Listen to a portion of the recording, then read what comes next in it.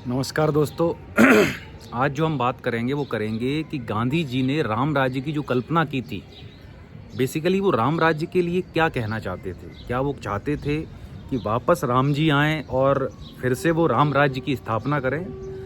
तो ऐसा बिल्कुल नहीं था। उनके राम राज्य की जो कल्पना थी उसमें ये था कि जो राष्ट्र का शासक हो वो प्रभु राम जी की तरह मर्यादा पुरुषोत्तम हो, यानी प्रभु राम जी की तरह मर्यादा पुरुषोत्तम वाला इंसान हो।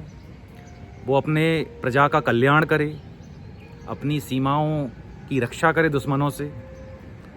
तो ये बेसिकली मोटा मोटा राम राज्य की संकल्पना थी। उसमें फिर और क्या था कि जो प्रजाजन होंगे, जो स्त्री पुरुष होंगे उस राज्य के, वो आपस में लड़ेंगे नहीं, आपस में बैर भाव नहीं रखेंगे, कोई किसी से झूठ नहीं बोलेगा, सब सत्य बोलेंगे, कोई चोरी नहीं करेगा, कोई हिंसा नहीं करेगा, कोई धन का संग्रह नहीं करेगा, और धन का अगर संग्रह करेगा भी तो उसको समाज के भले के लिए खर्च करेगा, जिसको वो ट्रस्टीशिप सिद्धांत कहते हैं।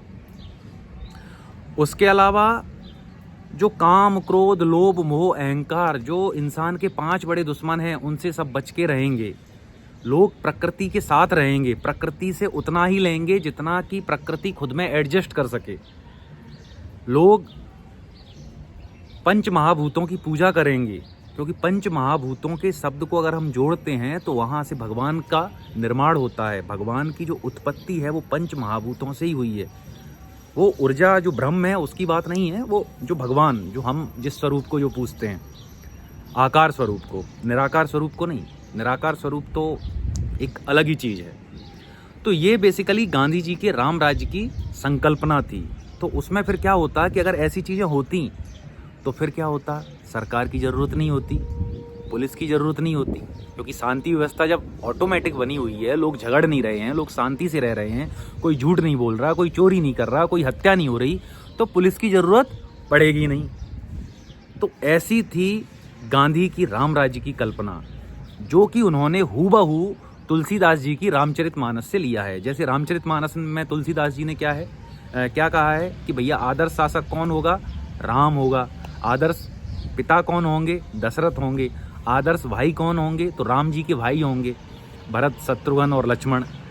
और आदर्श बीवी सीता मैया एवं जो उनके भाई थे उनकी बीवियां, उनको आदर्श पत्नियों के रूप में उन्होंने दिखाया है। आदर्श गुरु के रूप में विश्वामित्र और वशिष्ठ जी को दिखाया है। आदर्श प्रजाजन के रूप में जो अयोध्या की प्रजा है उसको दिखाया गया है। फिर उसके बाद कैसे इंसान और प्रकृति के बीच गठजोड़ बना है उसको उन्होंने दिखाया है कि कैसे जब भगवान राम जंगल में गए तो जंगल में सिर्फ उन्होंने जंगल से वही लिया जो उनको ज़रूरत थी, तन ढकने के लिए, शरीर पे छत रखने के लिए और खाने के लिए। बाकी उन्होंने वहाँ सारे जो जंगल के जीव थे उनसे दोस्ती करी, उनको अपनी सेना में शामिल किया, उनको अपना मित्र बनाया और जाके अपनी दुश्मन सेना को पराजित किया। तो ये थी तुलसीदास जी की राम राज्य की कल्पना, और उसी संकल्पना से गांधी जी ने राम राज्य की संकल्पना को उठाया है।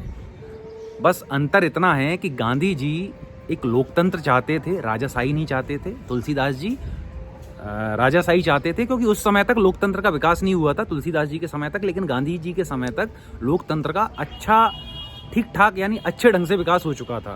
तो इंसान जिन परिस्थितियों में रहता है ना, वो वैसे ही सोचता है। बाकी जो चीज़ें वो परंपरा से उठाता है और अपना कुछ उसमें जोड़ के और एक दर्शन बना देता है। तो ये था गांधी जी का राम राज्य का दर्शन। धन्यवाद। जय हिंद, जय भारत।